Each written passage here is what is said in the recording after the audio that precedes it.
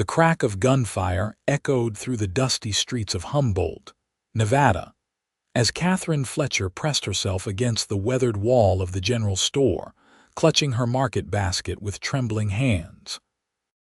It wasn't unusual to hear shots in a mining town like Humboldt in 1876, but the sound still made her heart race, a painful reminder of how precarious life had become since she'd married Earl Fletcher 3 years ago.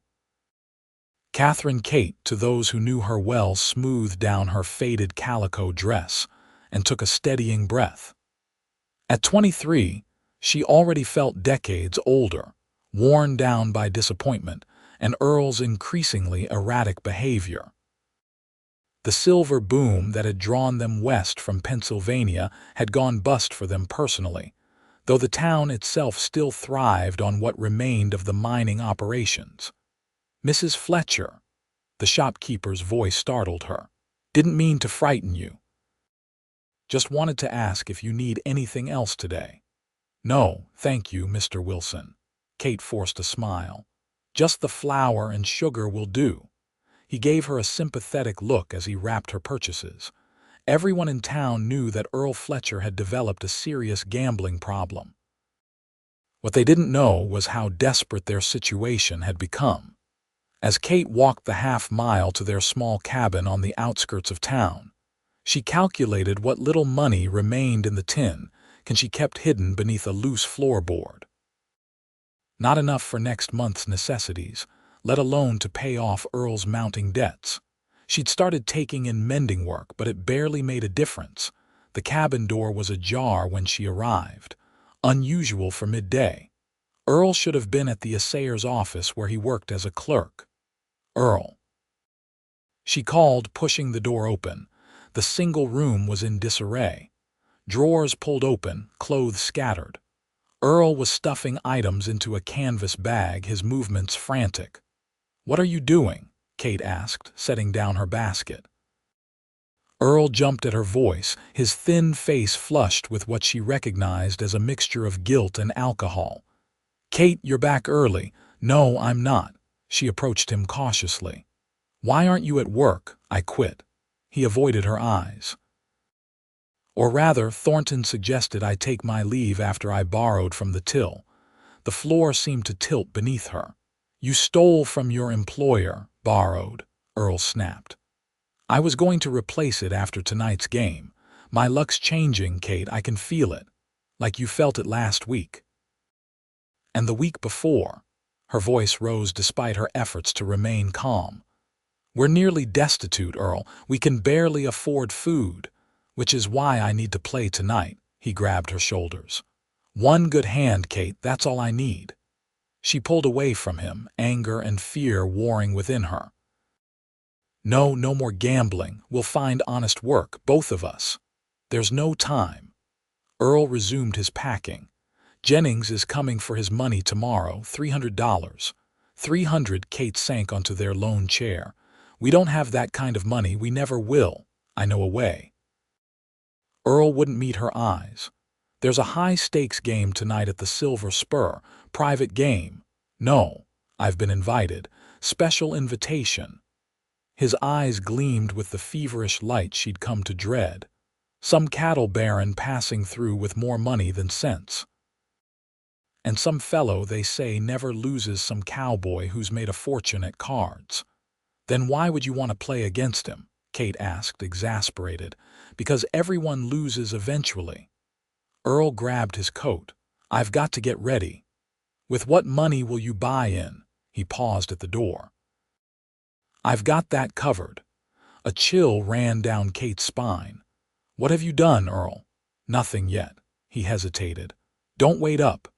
After he left, Kate discovered her mother's silver hairbrush. The only thing of value she still owned was missing from its place in her trunk. Night fell, and with it, a crushing sense of foreboding. Kate paced their small cabin, wondering what new disaster Earl was creating. When midnight came and went with no sign of him, she finally lay down, fully clothed, on their narrow bed. She woke to rough hands shaking her shoulder. "Get up." Earl's voice was slurred, his breath heavy with whiskey. Pack your things. Kate sat up, squinting in the dim light of dawn. What's happened? What hasn't happened? He laughed, a hollow sound devoid of humor. I lost everything. The hairbrush money, that was gone by midnight. He dragged a hand through his disheveled hair. Then I borrowed, lost that too. Kate closed her eyes, trying to contain her despair. How much do you owe now? Doesn't matter. He pulled her trunk from under the bed and threw it open. We're leaving now. Leaving to go where? With what money? Earl threw her clothes into the trunk haphazardly. We'll head to California. Start fresh. Earl, stop. She grabbed his arm. We can't just run from your debts. He shook her off. We don't have a choice. There's always a choice. She stood firm. We'll find a way to pay what you owe. Honest work. You don't understand, he shouted, his face contorted. I lost more than money, Kate. A terrible silence fell between them. What did you lose? She whispered. Earl couldn't meet her eyes. When I ran out of cash, out of credit, there was one more hand. A chance to win it all back. What did you bet? But even as she asked, Kate knew the only thing of value he had left. You. His voice was barely audible. I bet you. The word hung in the air like poison. Kate felt as if she'd been struck. You wagered me, like a horse, a piece of property. Each word was torn from her throat. It wasn't supposed to happen like this. Earl's face crumpled. I had a straight, but he had a flush. Who had a flush? Her voice had gone deadly quiet. The cowboy, Hunter York. Earl sank onto the bed, head in his hands. He won. Everything, including me. Kate finished for him, feeling strangely calm now. A clarity was descending, cold and precise. You lost me in a card game. I wrote up a deed. Earl looked up, his expression pleading. It was just for show, to secure the bet. It's not legal. Can't be. A man can't deed away his wife. But you tried. Kate stepped away from him, seeing him clearly, perhaps for the first time. When does this Mr. York expect to collect his winnings? He doesn't. Earl looked confused. He tore up the deed. This unexpected information gave Kate pause. He what? Tore it up, right there at the table. Earl shook his head as if still bewildered by the turn of events. Said no man has the right to wager his wife. Said some things I won't repeat about my character. Then, what do you owe him? Nothing. He said the debt was satisfied. Earl's relief was palpable. But Jennings and the others, I still owe them. We need to leave town, Kate. Today. Kate stood very still, processing everything. A stranger, this Hunter York, had more respect for her as a human being than her own husband. I'm not going anywhere with you, she said finally. Earl stared at her. What? You heard me. Kate began removing her clothes from the trunk, hanging them back up with deliberate care. Our marriage is over. You can't leave me. You already gambled me away. Her voice was steady now. Consider me lost. Kate, please get out, Earl. She pointed to the door. Come back when you're sober and we'll discuss how to divide what little we have. You're my wife. No, she said quietly. Not anymore, not after what you did. They stared at each other across the small room that had been their home, now filled with the wreckage of their marriage. Where will you go? Earl asked finally. That's no longer your concern. She turned away from him, the gesture a dismissal. After a long moment, she heard him gather his bag and move to the door. I'm sorry, Kate, he said, his voice breaking. I truly am. The door closed behind him. Kate stood in the silence, her heart pounding. She was alone, destitute, disgraced by association, and strangely, wonderfully free. She spent the day cleaning the cabin, putting everything in order as she considered her options. They were limited. She could try to find work in town, but Earl's gambling debts and the scandal of their separation would make that difficult. She could leave Humboldt, but she had no money for travel and nowhere to go. As dusk fell, Kate heard hoofbeats approaching. She tensed, thinking Earl had returned, but the rhythm was wrong for his old mule. This was a proper horse, its gait strong and sure. A knock came at the door. Kate hesitated, then straightened her spine and went to answer it. The man who stood on her porch was tall, his broad shoulders silhouetted against the evening sky. He removed his hat, revealing dark hair and a face that was handsome despite, or perhaps because of its weathered character. He appeared to be in his early 30s with keen eyes that assessed her quickly. "Mrs. Fletcher." His voice was deep, with a hint of southern gentility that seemed at odds with his rugged appearance. "Yes." She kept one hand on the door, ready to close it. "Hunter York." He gave a slight bow of his head. "I believe your husband may have mentioned me." Kate's breath caught. "The cowboy who'd won her in a card game, the man who'd torn up the deed." "He did," she managed to say. "What brings you here, Mr. York? I wanted to ensure you were all right." His directness was startling. "What your husband did was unconscionable." Yes, it was. She studied him, trying to reconcile this courteous man with the gambler Earl had described. "But I understand you refuse to accept his wager. No decent man would." A muscle tightened in his jaw. "Forgive my intrusion, but word in town is that Fletcher left on the afternoon stage, alone." "That's correct." Kate saw no reason to hide the truth.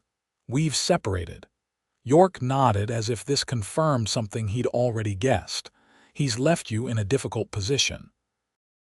It wasn't a question, but Kate answered anyway. "I'll manage. I'm sure you will." His eyes, she could see now, they were a striking hazel, held respect. "Nevertheless, there's the matter of restitution." "Restitution?" Kate frowned. "I thought you tore up the deed, that there was no debt." "Not your debt, Mrs. Fletcher. His." York shifted, seeming almost uncomfortable for the first time. "Your husband cheated last night." "What?" He marked the cards. "Not well, but enough that I noticed." York's expression was grim. "I called him on it privately after the others had left. Told him I wouldn't expose him if he left town and never came back." Kate closed her eyes briefly. Of course Earl had cheated. The final humiliation. "I'm sorry," she said, "for whatever that's worth." "You have nothing to apologize for." York's voice was firm. "But there is the matter of the money he took from the other players before I caught him." Understanding dawned. "And you think I have it?" "No, madam. I know you don't." He shifted his weight. "But there's $800 owed to men who won't take kindly to being swindled." Kate felt ill. "I don't have that kind of money. I don't have any money." "I know that too." York glanced back at his horse, then returned his gaze to her. "Which is why I've settled the debts." "You?" "What?" "I paid them." He said it matter-of-factly, as if it were a small thing and not a fortune. "The debt is cleared." Kate stared at him, speechless for a moment. "Why would you do that? Let's call it a debt of honor." His expression was unreadable now. "But it does leave us with a predicament." "Us?" "You're alone, with no means of support in a town where your husband's actions have likely damaged your reputation." He stated it plainly, without judgment. "And I'm out $800. "I see." Kate's spine stiffened. "And you've come to collect from me in some way." Something flashed in his eyes, surprise, perhaps, or admiration for her directness. "I've come to offer you a job, Mrs. Fletcher." Of all the things she might have expected, that wasn't one of them. "A job?" "I own a ranch about 20 miles south of here." "The Double H." He nodded toward the distant hills. "My housekeeper left last month to get married. I need someone to run the household." Kate regarded him skeptically. "And you're offering this position to me, a complete stranger. You come recommended, actually." A hint of a smile touched his lips. "Mrs. Wilson at the general store speaks highly of you, says you're hardworking and honest." "I see." Kate was thrown off balance by this unexpected turn. "And the wages?" $20 a month plus room and board." He named a sum that was generous for such a position. "Your own quarters in the house, separate from the men's bunkhouse." It was a fair offer, more than fair, but Kate hesitated. "Why help me, Mr. York? You don't know me. Let's say I have a distaste for seeing innocent people pay for others' mistakes." Something in his tone suggested personal experience with such injustice. "The job is genuine, Mrs. Fletcher. No strings attached." Kate considered her options, which were few. Stay in a town where she would forever be known as the woman whose husband gambled her away, or go with this stranger who had, at the very least, shown her more respect than her husband ever had. "When would you want me to start?" she asked finally. "As soon as you're ready." He gestured to the small cabin. "You can bring whatever belongings you wish. I have a wagon coming tomorrow for larger items if needed." Kate looked around at the sparse furnishings, few of which were worth keeping. "I won't need much." York nodded. "I'll return tomorrow morning then." 9 o'clock. "Yes," Kate made her decision. "I'll be ready." He settled his hat back on his head and turned to go, then paused. "Mrs. Fletcher?" "Yes." For what it's worth, no man with any decency would ever treat a woman as a possession to be wagered. His eyes held hers. "Your husband is a fool in more ways than one." Before she could respond to this unexpected comment, he tipped his hat and strode to his horse, mounting with the easy grace of a man who'd spent his life in the saddle. Kate watched him ride away, wondering if she'd just made a terrible mistake or taken the first step toward salvaging her life from the ruins Earl had left behind. The next morning dawned clear and cool, a perfect Nevada spring day. Kate had spent the night sorting through her belongings, separating the few things worth keeping from those she would leave behind. Her clothing, her mother's Bible, a small box of mementos, and her sewing supplies were all she really needed. She had just finished packing when she heard the approach of horses. Looking out the window, she saw Hunter York riding up, leading a second horse, a gentle-looking chestnut mare, and accompanied by a wagon driven by an older Mexican man. York dismounted as she opened the door, greeting her with a courteous nod. "Mrs. Fletcher, this is Miguel Vasquez, my foreman." The older man touched his hat respectfully. "Señora, Mr. Vasquez." Kate nodded in return. "Thank you for coming." "Do you have items for the wagon?" York asked. "Just my trunk and that rocking chair, if it's not too much trouble." It had been her grandmother's, the one piece of furniture she couldn't bear to part with. "No trouble at all." York gestured to Miguel, who moved to retrieve the items. While Miguel loaded the wagon, York turned back to Kate. "I've brought Mariposa for you." He indicated the chestnut mare. "She's steady and gentle. Do you ride?" "I grew up in Pennsylvania farm country," Kate replied with a small smile. "I can stay on a horse." "Good." He seemed pleased. "It's a fair distance to the ranch." Kate took a last look around the cabin that had been her home for the past 2 years. Despite the hardships she'd endured here, she felt a momentary pang at leaving. This was the last vestige of the life she'd known, flawed as it was. "Is there anything else you need from town before we go?" York asked. "The general store, perhaps?" Kate thought of the unpaid tab at Wilson's store, another of Earl's legacies. "No, I've said my goodbyes." York seemed to understand what she wasn't saying. "I've settled your accounts in town." Kate's head snapped up. "That wasn't necessary." "Consider it an advance on your wages." His tone made it clear he wouldn't argue the point. Kate swallowed her pride. "Thank you." With Miguel's help, she mounted Mariposa, settling her skirts as comfortably as possible for riding. York handed her the reins, his fingers briefly brushing hers. "Ready?" he asked. "Yes." Kate took a deep breath and straightened her spine. "I'm ready." They rode south out of Humboldt, the wagon following behind. York kept their pace moderate, occasionally pointing out landmarks or features of the landscape. He wasn't a talkative man, but neither was the silence between them uncomfortable. "May I ask you a question, Mr. York?" Kate said after they'd been riding for about an hour. He glanced at her. Of course. How did you come to own a ranch in Nevada? You sound like you might be from further east, Virginia originally. A shadow crossed his face. Left after the war, went to Texas first, then drove cattle up to Nevada about 5 years ago, bought the land with my earnings. You fought in the war, she was curious now. Confederate cavalry. He said it simply, without either pride or apology. Lost everything except my horse and the clothes on my back. I'm sorry, and she was. Whatever side he'd fought for, the war had brought suffering to all. It was a long time ago. He looked ahead. The ranch is a new start. That's all that matters now. They rode in silence for another mile before he spoke again. What about you, Mrs. Fletcher?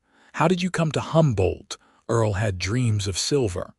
She gave a small, rueful smile. We came west 3 years ago, right after we married. I was 20, full of hope and certain we'd make our fortune. The mines can be cruel mistresses. It wasn't the mines that were the problem, Kate sighed. Earl worked as a clerk at the assayer's office, never actually mined, but he got caught up in the gambling, the dream of instant wealth. York nodded. I've seen it happen to many men. He wasn't always. Kate trailed off, not sure why she felt the need to defend Earl. He changed. People do. York's expression was unreadable. Though I find that hardship usually reveals character rather than creates it. They crested a rise and York reined in his horse. There it is. The double H. Kate followed his gaze and caught her breath. Below them spread a green valley, unusual in the typically arid landscape. A creek wound through it, and nestled near the water stood a large, well-built ranch house.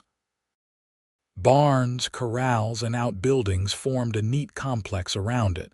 In the distance, cattle grazed on the hillsides.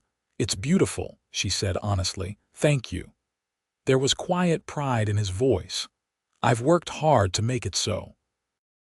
They rode down into the valley, and as they approached the ranch, Kate could see that it was even more impressive up close. The main house was built of solid timber, 2 stories high with a wide porch. Flowers grew in beds along the front, a touch of civilization in the wilderness. Several cowboys stopped their work to watch as the group rode in, curiosity evident in their expressions as they spotted Kate. York dismounted and came to help her down from Mariposa. His hands at her waist were strong and impersonal as he lifted her effortlessly to the ground. Let me show you to your quarters, he said, leading her toward the house. The interior of the ranch house surprised Kate. It was well furnished with solid, quality pieces, not the rough bachelor quarters she'd half expected. A large main room served as both parlor and dining area, with a kitchen visible through a doorway at the back. A staircase led to the second floor. The kitchen is through there, York explained, gesturing. My study is that door to the right. Upstairs are the bedrooms, mine at the end of the hall, and yours will be this one here. He led her up the stairs to a pleasant room with windows that looked out over the valley. It was simply but comfortably furnished with a bed, dresser, washstand, and small writing desk. Will this suit you? He asked. Kate looked around at the clean, spacious room, far nicer than the cabin she'd shared with Earl. It's lovely, thank you. The washroom is at the end of the hall. Hot water is heated in the kitchen for baths. He gestured to a bell pull near the door. Ring if you need assistance. Rosa, Miguel's wife, comes in during the day to help with heavier chores. I'm sure I can manage, Kate said quickly. A hint of a smile touched York's lips. I'm sure you can, but there's no need to exhaust yourself. This is a working ranch, not a penitentiary. Kate felt her cheeks warm. Of course, I didn't mean to imply, no offense taken. He stepped back toward the door. I'll have Miguel bring up your trunk. Take today to settle in. We can discuss your duties tomorrow. Thank you, Mr. York. He paused at the door. Hunter, please. Mr. York makes me feel like my father. The simple request felt oddly intimate. That wouldn't be proper, given that you're my employer. He considered this, then nodded. Fair enough, though I hope in time you'll feel comfortable enough to use my given name at least when we're not in company. After he left, Kate sat on the edge of the bed, trying to absorb the rapid changes in her circumstances. Yesterday, she had been a desperate woman with no prospects. Today, she had employment, a roof over her head, and the chance at a fresh start. All thanks to a man she barely knew, who had won her in a card game and torn up the deed. The irony was not lost on her. Miguel brought up her trunk and the small box of personal items she'd packed.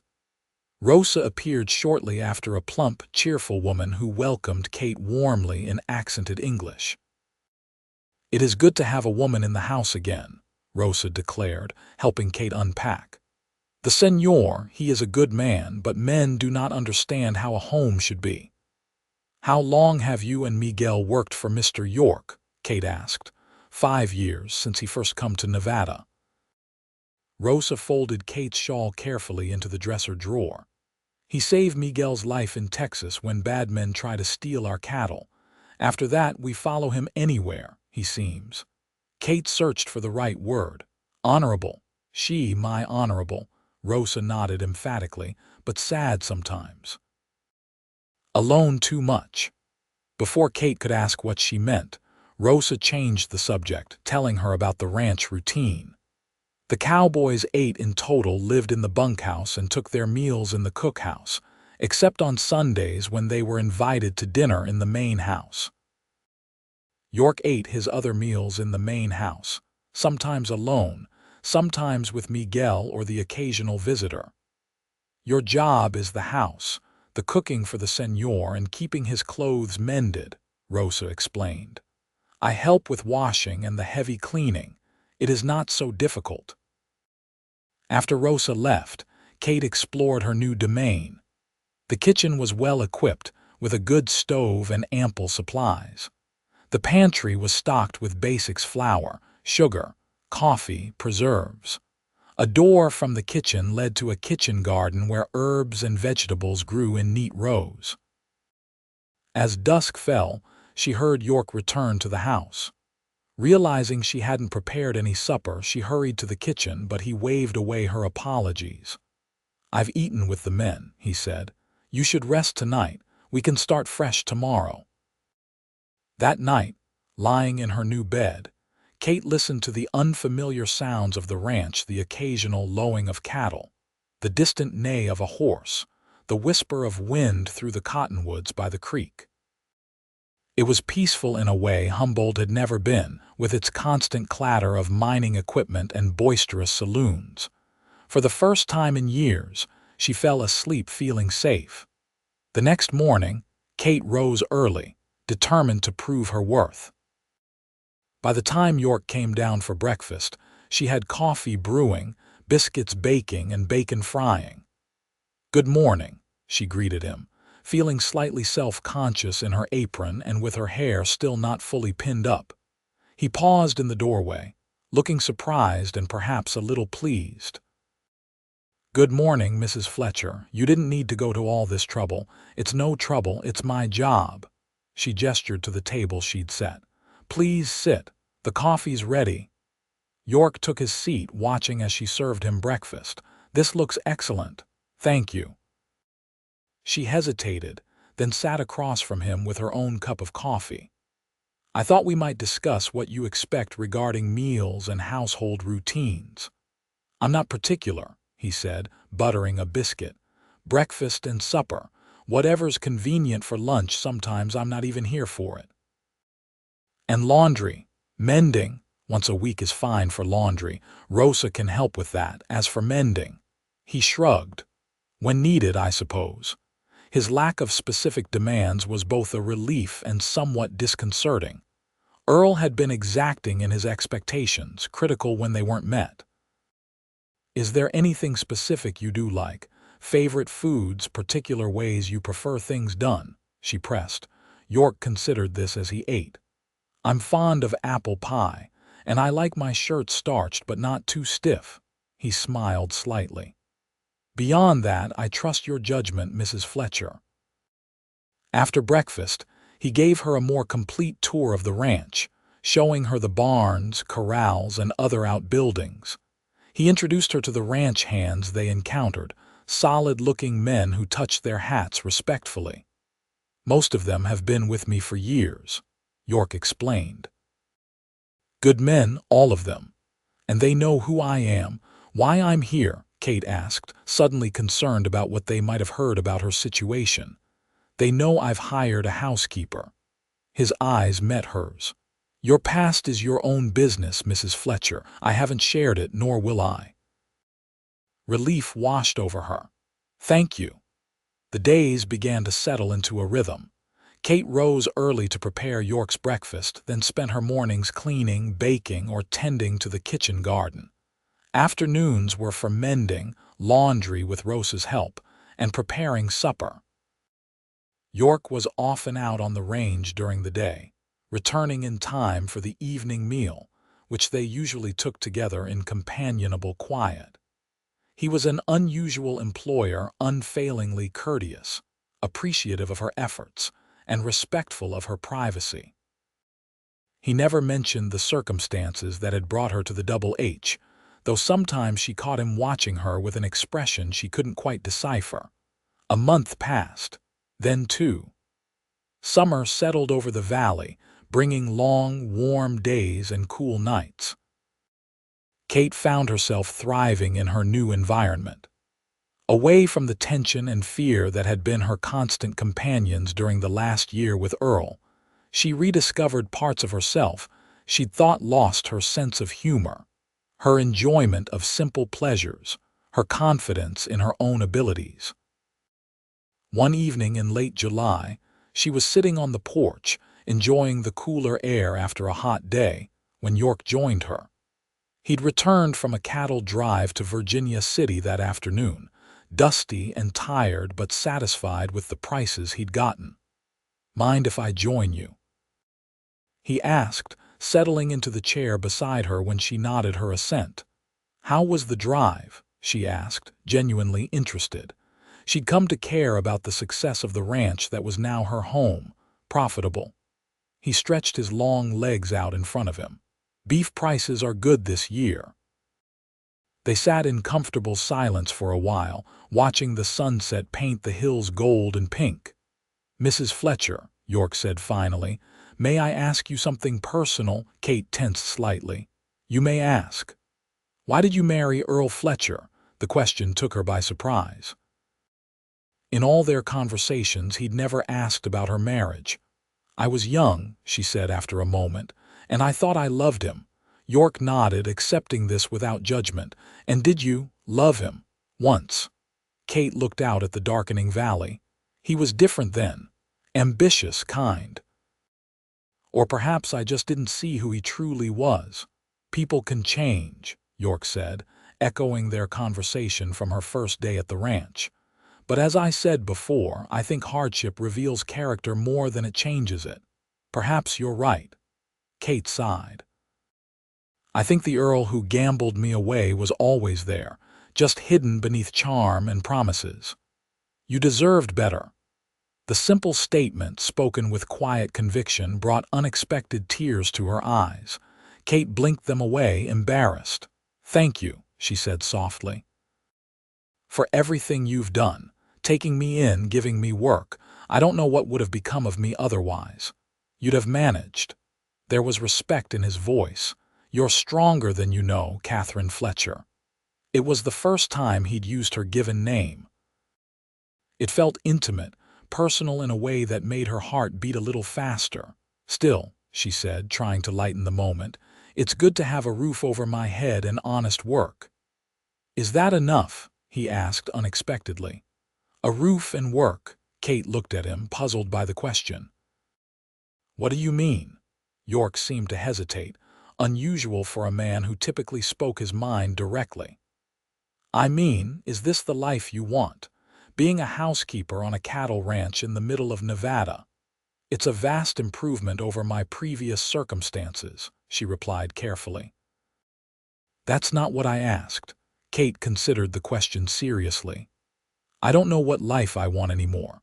For so long I just focused on surviving each day with Earl, then on figuring out how to escape. I haven't thought beyond that. Perhaps it's time you did." Before she could ask what he meant, he stood. "Good night, Mrs. Fletcher. Thank you for the conversation." Kate watched him walk back into the house, confused by the exchange. What had he been trying to say? The question lingered in her mind over the following days. York seemed to be avoiding her, taking his meals at odd hours and spending more time than usual out on the range. When they did cross paths, he was unfailingly polite but somehow distant, as if he regretted their personal conversation on the porch. August brought a heat wave that left everyone on the ranch irritable and exhausted. The creek that ran through the property dwindled to a trickle, and the cattle grew restless, seeking what shade they could find. York and his men worked from dawn until the worst heat of midday, then again in the evening, moving the herds to better pasture and ensuring they had access to what water remained. One particularly sweltering afternoon, Kate was in the kitchen garden, harvesting tomatoes and trying to ignore the sweat trickling down her back, when she heard hoofbeats approaching. Looking up, she saw a rider she didn't recognize, a well-dressed man on an expensive-looking horse. He rode up to the house and dismounted, spotting her in the garden. "Good day, madam," he called, approaching. "Is this the Double H Ranch?" "It is," Kate replied, setting down her basket and wiping her hands on her apron. "Can I help you?" "I'm looking for Hunter York." The man removed his hat, revealing thinning hair and a florid complexion. "Name's Jeremiah Blackwell. I've business with him." "Mr. York is out with the herd," Kate explained. "He should be back by supper time. You're welcome to wait." "Much obliged." Blackwell mopped his brow with a handkerchief. Mighty hot day for riding. Kate invited him into the house, offering him water and coffee. As she served the coffee, Blackwell studied her with undisguised curiosity. "You're not Mrs. York, I take it?" he asked. "No, sir. I'm Mrs. Fletcher, the housekeeper." "Ah," he nodded as if this confirmed something. "York hasn't married then. Interesting." Something in his tone made Kate uncomfortable. "May I ask what business you have with Mr. York?" "Land business." Blackwell sipped his coffee. "I represent the Western Nevada Land Company. We're interested in purchasing property in this valley." "I see." Kate doubted York would be interested in selling any part of the Double H, but it wasn't her place to say so. "I'm sure Mr. York will discuss it with you when he returns." "Indeed." Blackwell's gaze wandered around the room, assessing. "Fine place he's built here. Must have cost a pretty penny." Kate made noncommittal responses to his increasingly probing questions about the ranch, York's business, and even her own situation. There was something about Blackwell she instinctively distrusted. Her suspicions were confirmed when York returned late that afternoon. The moment he saw Blackwell waiting on the porch, his expression hardened. "Blackwell." York's voice was cold as he dismounted. "What brings you to my property?" "York." Blackwell stood, smiling thinly. "Just a business proposition I thought might interest you." "Not interested." York didn't even ask what the proposition was. "You haven't heard my offer." Blackwell's smile didn't reach his eyes. "The Western Nevada Land Company is prepared to be very generous. The Double H isn't for sale." York's tone made it clear the matter wasn't open for discussion. "Not now, not ever." "Everything has its price," Blackwell persisted. "Not everything." York's gaze flicked briefly to Kate, who stood in the doorway. "Mrs. Fletcher, would you mind giving us a moment?" Kate nodded and withdrew to the kitchen, but she could still hear their conversation through the open window. "You're making a mistake, York," Blackwell was saying, his voice harder now. The railroad's coming through. This valley is prime land. All the more reason to keep it." York sounded unimpressed. "Now, if you'll excuse me, I've had a long day." "This isn't over," Blackwell warned. "One way or another, the company will have this land." "Is that a threat?" York's voice had dropped to a dangerous quiet, just stating facts. Blackwell's tone was smug. "You might have the water rights now, but situations change. People change. Get off my property." The steel in York's voice was unmistakable. Kate heard Blackwell mount his horse and ride away. A moment later, York entered the kitchen, his expression thunderous.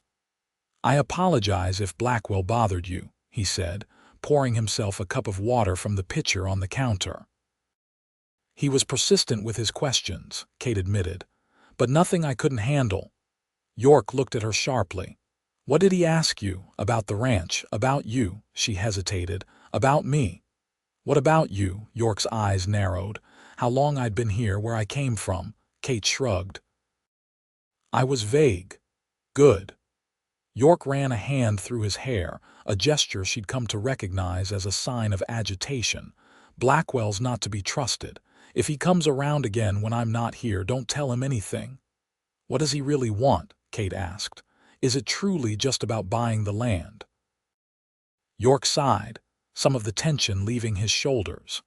"It's complicated. The Western Nevada Land Company has been buying up property all through this region, often through dubious means. There are rumors they're in league with the railroad companies, speculating on where the new lines will go. And they want the double H, they want the water rights." York's expression was grim. "This creek is the only reliable year-round water source for miles. Whoever controls it controls all the surrounding land, and you won't sell. Never." The word was spoken with absolute conviction. "I built this place from nothing. It's not just land to me." Kate understood. The double H was more than a ranch to Hunter York. It was his redemption, his second chance after losing everything in the war. "I'll be careful if he returns," she promised. York looked at her, his expression softening. "I know you will. Thank you." The incident with Blackwell seemed to break the strange distance that had grown between them. Over supper that night, York was more like his usual self, asking about her day and sharing stories about the cattle drive he was planning for the fall. As August gave way to September, the heat finally broke. The creek began to flow more strongly again, and the parched land responded with a brief, beautiful second greening before autumn would turn it gold and brown. Kate had been at the Double H for 4 months now, the longest period of true contentment she could remember since childhood.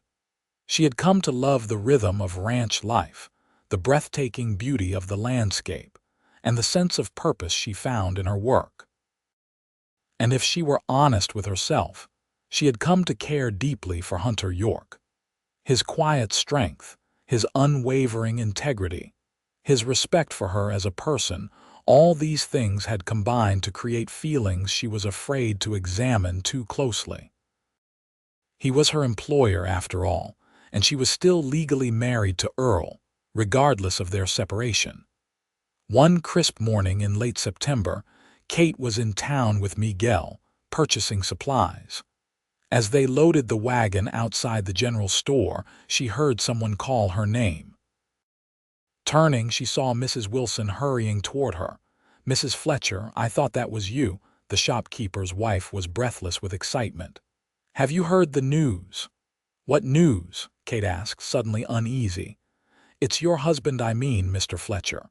Mrs. Wilson's eyes were wide. "He's dead." The words hit Kate like a physical blow. "Dead? How?" "Shot in a gambling dispute in Sacramento." Mrs. Wilson lowered her voice. "They say he tried to cheat the wrong man." Kate stood very still, absorbing the information. Earl was dead. The man who had been her husband, who had brought her west with promises of a bright future, who had gambled her away in a card game, gone. "Are you certain?" she asked finally. "The sheriff got the telegram yesterday."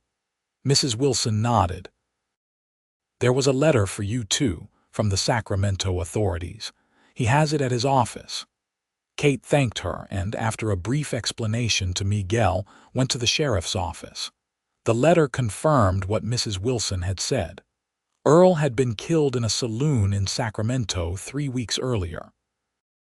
His body had been buried in the potter's field there, as he'd had no money for a proper burial. The authorities were notifying her as his next of kin. There was also a sealed envelope with her name on it, in Earl's handwriting. With trembling fingers, Kate broke the seal and read, "Kate, if you're reading this, I've met the end I probably deserve. I'm sorry for what I did to you, all of it. You were the best thing in my life, and I threw it away for cards and whiskey. I've asked the authorities to notify you of my death so you can get on with your life without me hanging over your head. I signed divorce papers before I left Nevada, but never filed them. They're with Jenkins, the lawyer in Humboldt. He has instructions to give them to you. You'll be free then, truly free." Kate read the letter twice, tears blurring her vision. Not tears of grief exactly, but of release. The complex tangle of emotions she felt toward Earl: anger, disappointment, pity, and yes, once love could finally begin to unravel. She went to Jenkins's office and collected the divorce papers.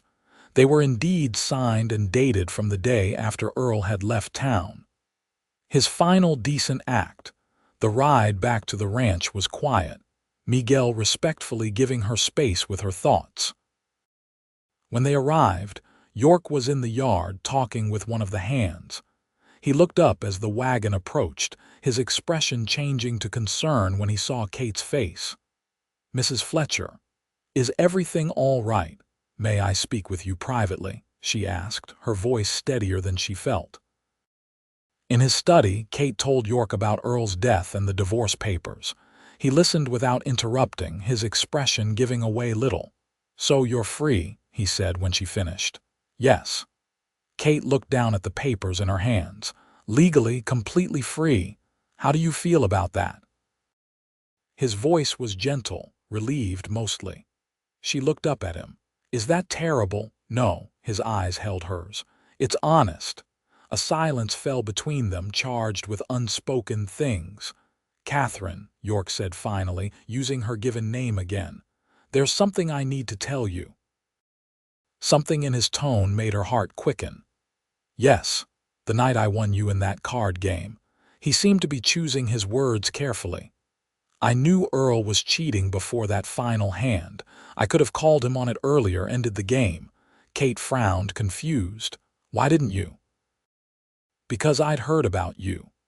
He met her gaze directly. "From Mrs. Wilson, from others in town. About how you were trying to hold things together despite Earl's gambling. About your dignity and strength in an impossible situation. You knew about me." The revelation was startling. "Before that night, I knew of you." York moved to stand by the window, looking out at the ranch.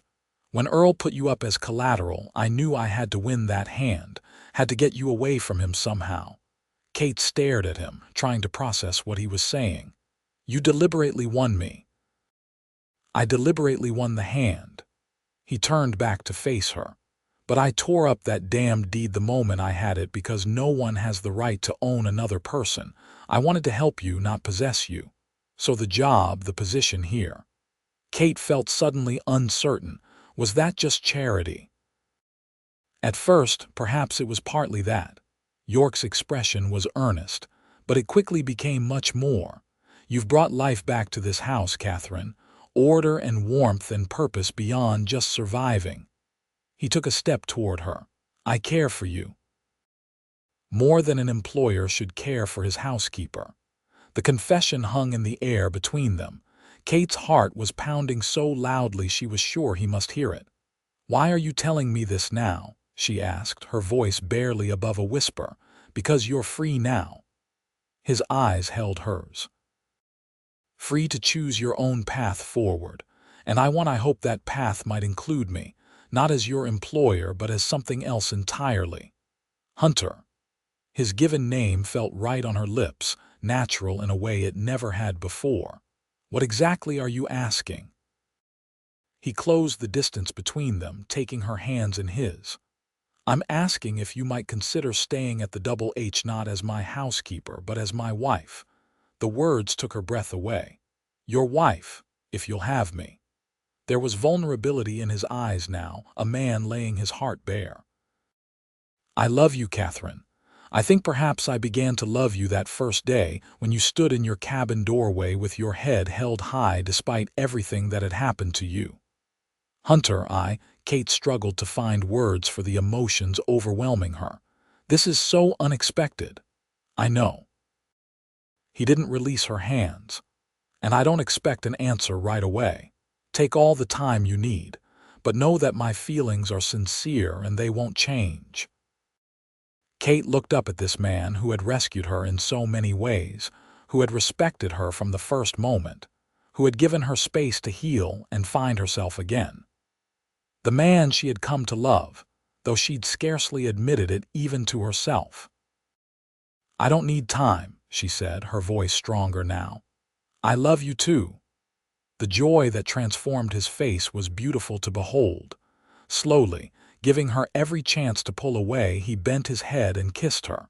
It was a gentle kiss, tender and questioning, nothing like Earl's demanding embraces. Kate responded with her whole heart, wrapping her arms around his neck as the kiss deepened. When they finally broke apart, both a little breathless, Hunter rested his forehead against hers. "Is that a yes?" "Yes." Kate smiled up at him. "Yes, I'll marry you." They were married 2 weeks later in a simple ceremony at the ranch, with Miguel and Rosa as witnesses. The ranch hands organized an impromptu celebration afterward, with music and dancing that lasted well into the night. As the last of the guests departed, Hunter took Kate's hand and led her to the porch where they had sat together so many evenings. "Happy?" he asked, drawing her into his arms. "Completely." She rested her head against his chest, listening to the steady beat of his heart.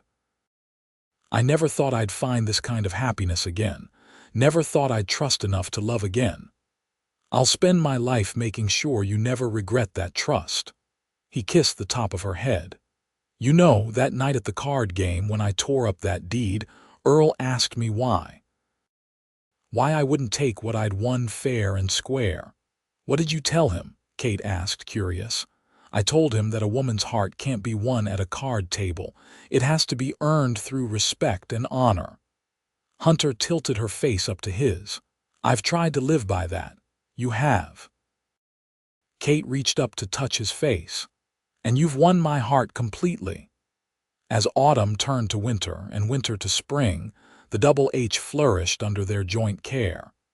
Kate took over the ranch accounts, discovering a talent for business that complemented Hunter's skill with the land and cattle. Together they faced challenges: drought, cattle rustlers, and continued pressure from Blackwell's land company with a united front.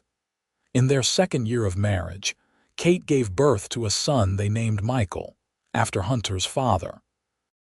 2 years later, a daughter joined their family, Elizabeth, named for Kate's mother.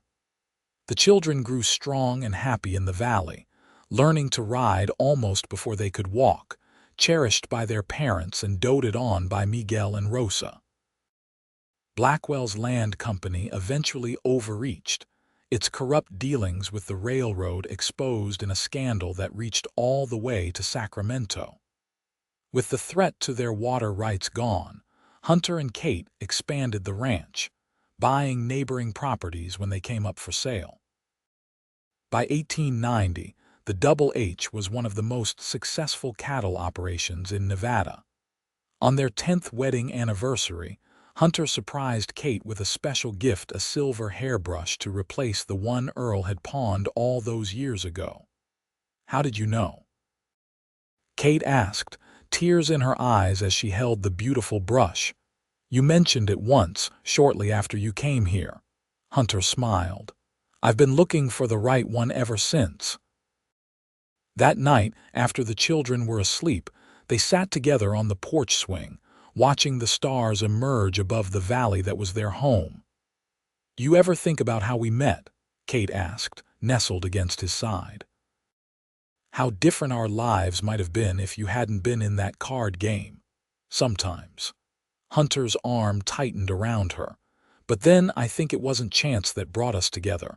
I'd like to believe we would have found each other somehow. Even if Earl hadn't gambled me away." Kate smiled at the absurdity of their beginning. Even then. Hunter turned to look at her, his expression serious despite his smile. "Some things are meant to be, Catherine. Some hearts are destined to find each other, no matter what stands in their way." As they sat together in the gathering darkness, Kate knew he was right. Their love had been born in the unlikeliest of circumstances, yet it had grown into something beautiful and enduring. From the ashes of her first marriage had risen a love story more wonderful than she could ever have imagined, a love freely given and freely returned, built on respect and trust, strengthened by shared struggles and joys. In the years that followed, their family continued to grow. Michael and Elizabeth were joined by two more brothers, James and Thomas. The Double Eight expanded further, becoming not just a cattle ranch, but a horse breeding operation renowned throughout the West. Hunter and Kate's partnership, both in business and in life, became a legend in the region. The soft-spoken, honorable rancher and his equally respected wife, who had transformed a valley with their vision and hard work. In 1915, nearly 40 years after that fateful card game, Hunter and Kate sat on the same porch where they had shared so many moments, watching their grandchildren play in the yard. Their hair had silvered, their faces had lined, but the love between them had only deepened with the passing years. "Do you have any regrets?" Hunter asked, his voice still strong despite his 70 years. Kate, now in her 60s but still beautiful to him, smiled and took his hand. "Not one," she said. "Every step of the journey, every challenge we faced brought us here. How could I regret any of it?" As the sun set over the valley they had nurtured and loved, casting long shadows across the land that would pass to their children and grandchildren, Kate reflected on the strange, wonderful path that had led her to this moment. From a desperate young woman whose husband had gambled her away, to the matriarch of a thriving family and ranch, her life had been transformed by one man's respect, and another's love for Hunter York had been both to her. And in the end, she hadn't been won in a card game at all. She had been freed by it, given the chance to choose her own destiny, and find the kind of love that legends are made of, a love that would echo through the valley long after they were gone. A testament to what can grow when a heart is truly valued for the precious thing it is.